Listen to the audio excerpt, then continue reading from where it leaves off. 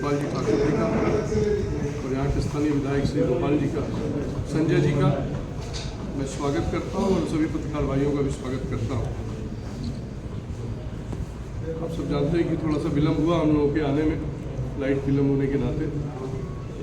साथियों, मैं आपके बीच में आज अपने भारत सरकार के जो 24-25 का बजट है, आदरणीय इस देश के यशस्वी प्रधानमंत्री मोदी जी के नेतृत्व में, साथियों हमारे इस बजट में करीब 10 बिंदुओं को हमने बांटकर मैं आपके बीच में अपनी बात को रखना चाहूँगा। ये बजट मैं अगर जो अपने ग्रामीण विकास से चालू करूँ, जिसके हमारे केंद्रीय मंत्री श्री शिवराज सिंह चौहान हैं, इस बजट में ग्रामीण विकास को 2,66,000 करोड़ रुपए का प्रावधान किया गया है। और आप जानते हैं कि ग्रामीण विकास और ग्रामीण में 70% आबादी पूरे देश की ग्रामीण में विकास निवास करती है। आदरणीय मोदी जी ने इस विभाग को करीब 2,66,000 करोड़ दिया, जो एक इतिहास में पहली बार ऐसा हुआ है कि इस विभाग को तीसरा सबसे बड़ा बजट मिला है। साथियों, किसानों को आत्मनिर्भर बनाने के लिए समर्पित इस बजट में किसानों के लिए कृषि क्षेत्र में 1,52,00,000 रुपए का प्रावधान किया गया। इस बजट से हमारे किसान आत्मनिर्भर बनेंगे। ऐसे तमाम योजनाओं को हम लोगों ने किसानों के लिए समर्पित किया है कि आने वाले समय में हमारे किसान स्वावलंबी बने, मजबूत बने, वो अपना खेती करके अपने जीवन यापन कर सकें। महिलाओं के विकास के लिए इस बजट में करीब 3 लाख करोड़ रुपए का अधिक से प्रावधान किया गया है। कोई भूखा न रहे, गरीब कल्याण का संकल्प आपने देखा होगा। पिछले 10 वर्षों में आदरणीय मोदी जी के नेतृत्व में पूरे देश में समाज का जो आखिरी व्यक्ति है, जो कमजोर व्यक्ति है, जिसके लिए सरकार, आदरणीय मोदी जी की सरकार लगातार ये प्रयास रहा है उनका कि हमारा कोई भी व्यक्ति जो निर्धन है, जो गरीब है, बिना खाए बिना न रहे।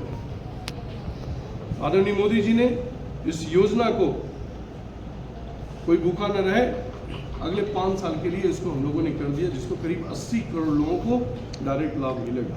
और उसी के नाते हम लोगों ने गरीबों का जो अन्य योजना थी, हमने पिछले 10 वर्षों से चालू किया। और मैं कह सकता हूं कि हमारी जो सरकार बनी है, आदरणीय मोदी जी के जो गरीबों ने विश्वास जताया है, वो इसी योजना के नाते बना है। गाँव गरीब के लोगों को खुशहाल रखना ही हमारी प्रमुख प्राथमिकताओं में से एक था। युवाओं के लिए रोजगार के अवसर विकसित करने का संकल्प, आपने देखा होगा इस योजना में करीब हम लोगों ने 4.1 करोड़ युवाओं को रोजगार के अवसर पैदा करने के लिए इस बजट में प्रावधान किया। और इसके अलग से हम लोगों ने व्यवस्था की है कि इस बार हम लोग 4 करोड़ लोगों को स्किल करेंगे, और जिनको हम स्किल करेंगे उनकी हमारी प्राथमिकता होगी बड़ी बड़ी कंपनियों में उनको हम लोग किसी न किसी तरह उनको हम रोजगार दें, उनको नौकरी दिलाएं। ये हमारा प्रथम प्रयास होगा। साथियों, पहली मुझे लगता है कि आधी आबादी पूरे देश की हम दोनों प्रदेशों में निवास करती है। सबसे बड़ा प्रदेश उत्तर प्रदेश और उसके बाद हमारा बिहार माना जाता है। और आदरणीय प्रधानमंत्री मोदी जी ने बिहार के लिए विशेष प्रावधान करने का काम किया है। माननीय प्रधानमंत्री मोदी जी का लक्ष्य है कि हम जल्द से जल्द जीडीपी में मामले में तीसरे नंबर पर आए। और ये हम संकल्प पिछले 5 वर्ष पहले ही लिए थे कि हम इस समय 5वीं अर्थव्यवस्था में हम शामिल हैं।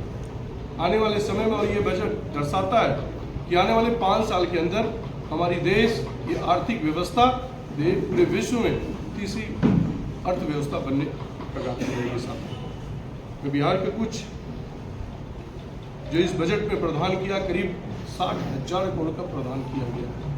जो हमारा अंतरिम बजट था, इससे पहले वाला और ये वाला बजट मिलाकर अगर जो हम डेटा देखेंगे तो करीब 60,000 करोड़ रुपए का प्रावधान हमारे इस बजट में किया गया।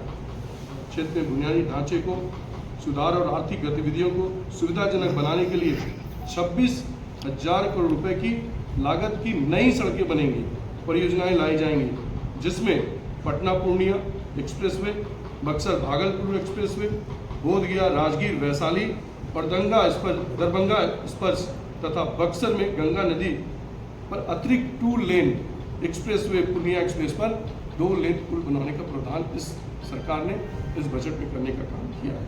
21,400 करोड़ रुपए मेगा पावर प्लांट पर भी हम उस पर खर्चा करने वाले हैं साथियों।